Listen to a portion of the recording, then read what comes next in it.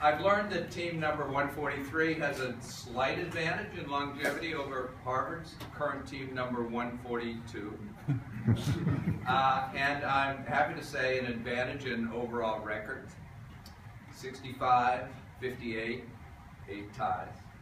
However, even though it's hard to admit, our friends from Harvard have been seriously gaining on us. So don't worry, I'm going to take it pretty easy on the Harvards here today.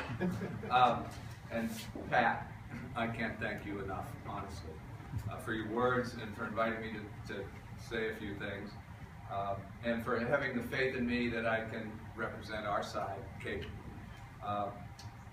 I've actually spent a lot of time thinking about this, and it's been really important in clarifying how much my participation in the Yale football family means to me.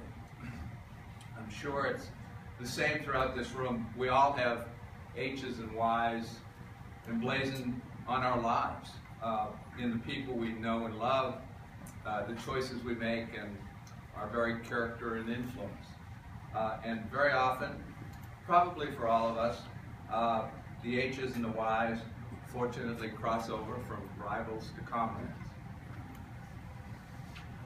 In my post-grad year at Phillips Exeter, a long time ago, I counted as teammates and friends a number of Harvard athletes to be. In fact, I was visiting my football friends at Harvard in the winter of my freshman year when I wound up at I guess you'd call it a fracas in Harvard Yard that I'm told earned the name of the Thayer Middle Massacre. I was coming to the defense of Harvard's very own John Ballantyne, older brother of my friend Garth, and a hell of a Harvard running back. And I got 14th. What was that? Jack, come on in, man. Nice intro there, Jack. He said he was going to sneak in the back. But I was coming to a punchline, and I got 4 teeth knocked out with a single sucker punch coming out of the darkness of a stairwell. But it was in defense of Harvard, I want you to know. In defense of Harvard. And in another Harvard-Yale pairing, I even spent a few years as a co-coach in Little League Baseball with Harvard's very own Don Shafaro. Wow. Someone, is Shafaro here? Someone comes here? That's too bad. So, a co-coach with Don Shafaro, and I can, for those of you who don't know Don, he's a character. And I can say that the Danforth and Shafaro tandem was a coaching staff with just a little bit of intensity. Just as an aside, funny story. So we had this remarkable coaching staff, I thought, and we had a hitting coach. You knew who that hitting coach was? And this 12-year-old Little League team? It was Dale Murphy, 2-time National League MVP, 398 career home runs, Hall of Fame ballot. Didn't match Shafaro and I in intensity, not even. So, permit me to digress just a little and touch on a bit of my personal story. Like so many of us, my path was influenced with some good luck, a few good influences, and a lot of serendipity, but also a hell of a lot of hard work. I grew up in a paper mill town on the Penobscot River in eastern Maine, a long ways from New Haven and Yale. But I really grew up in the small warehouse of my father's independent hardware store, lugging around 100-pound bags of Portland cement and anything else that required a strong back. And my #1 goal during those years actually wasn't necessarily to go to Yale University. It was to get the hell out of Maine. and so I want to hear officially say, thank you, Carm. Thank you, Carm. Help me get the hell out of Maine.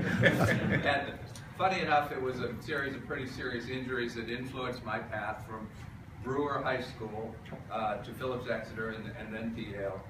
Knees, of course. lots of knee surgeries, 3 to be precise, but most significantly, I almost lost an eye in a high school basketball injury when I was a sophomore. And this set up several years where I was making my way in the classroom and on the athletic fields with vision in only one eye, with the remaining good eye being an uncorrectable 2200, not very good. Just there's no quitting this guy. And I participated and persevered with stubbornness like you've never seen. And now, I want to truly say thank you one more time to Carm for believing in me. You gave me so much more than just a chance to play football, Carm. I don't know if you remember, but there was a big encounter, at least for me it was big, when I was a freshman surrounding the preseason physical, and whether this one-eyed country boy from Maine was going to be permitted by Yale's doctors to even play football. Carm and my eye surgeon, who was a great man, and a Harvard man, by the way, made it happen. Finally, by sophomore year and 3 major surgeries later, some vision was returned. And on a personal note, this was a big enough deal for me to be able to play Yale football that I actually named my son in honor of my eye surgeon.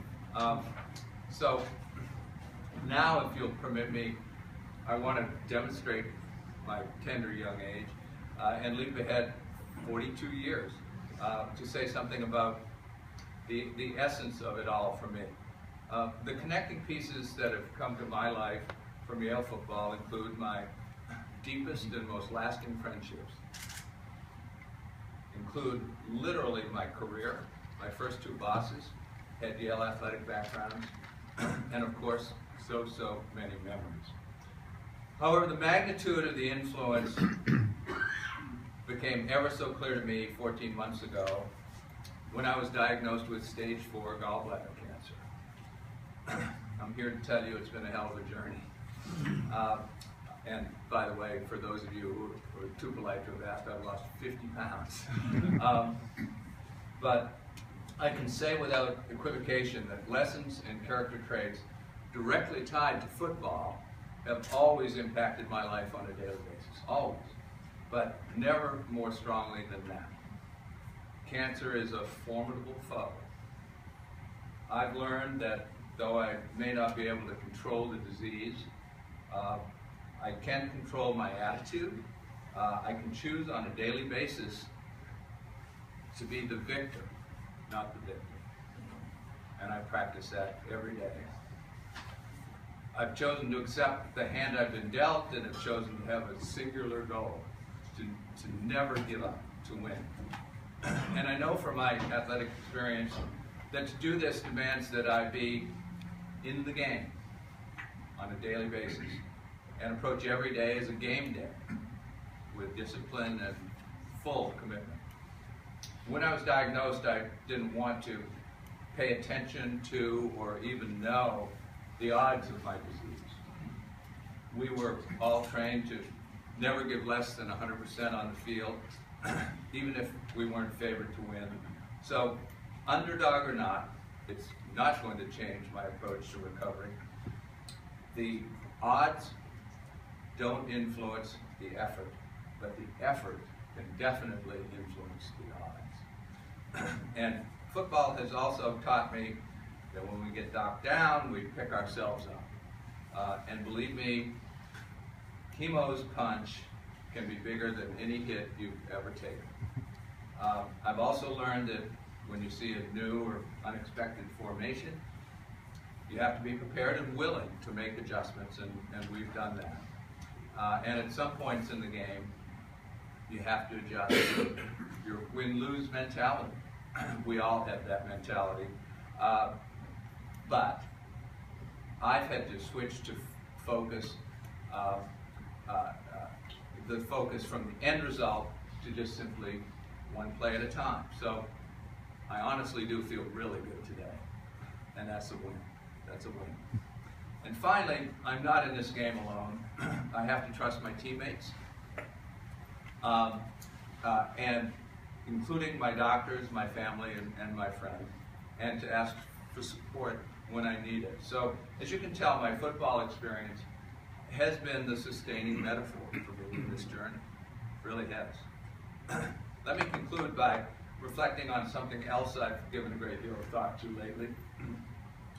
Legacy.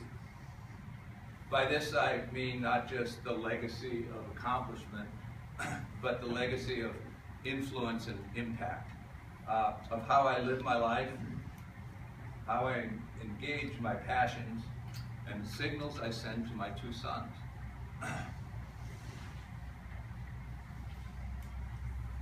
Whoops, I just missed my spot here. I was fortunate enough to be the beneficiary of someone else's legacy. The Charles M. O'Hearn Endowed Scholarship enabled me to be a student at Yale. Carm, you probably remember Charlie O'Hearn. What a marvelous man. He made a huge impact on me when I met him as a country boy from Maine. And so I've been fortunate enough in my life and my career to get a chance to pay this forward myself by endowing a scholarship, and as Pat mentioned, in this case, to bring Native American students to Yale. Native American educational opportunity being a particular passion of mine. Additionally, I remain focused every day on trying to make an impact through my profession on another of my true passions, conservation and the environment. And finally, I hope that my sons, both excellent college athletes, will be able to draw on their own experiences to give them guidance and courage when needed, as they have seen me do. So today, I just want to throw open the thought for all of us. Where do we want to leave our fingerprints? Will those things be consciously chosen and very clear? I know I'm probably preaching to the choir on this room of outstanding men. But bottom line, from someone who has, in a sense, been compelled by immediate circumstance to focus on legacy and legacy's substance and spirit, bottom line that I want to offer is, don't ignore legacy. It's your signature. So, now I'm going to do something that is really, really special for me. I want to introduce my friend and teammate, Dick Jauron, to say just a few words about his Yale football experience. I can recall, just like it was yesterday, being in the locker room at Exeter when I learned that this phenomenal athlete from Swampscott, Mass. Was going to come to Yale and be my classmate and teammate.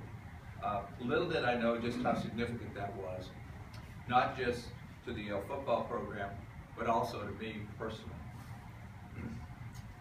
As I count Dick as a remarkable friend, an inspiration as an athlete and a coach, and a vital role model as a husband and a father. And as you know, Dick will be inducted into the College Football Hall of Fame in just over 2 weeks. But others, including Jack Ford at tomorrow's game, will enumerate Dick's many accomplishments, which include, by the way, 183 yards rushing and a 28-17 comeback win over Harvard. I couldn't. In 1972, our senior year, a feat to put him over 1,000 yards for the year. So it's so wonderful to have Dick here with us. He's been away. His career has consumed him for a long time, but now we have it back. And right now I want you to just hear a little bit about what Yale football has meant to him. Dick Jauron.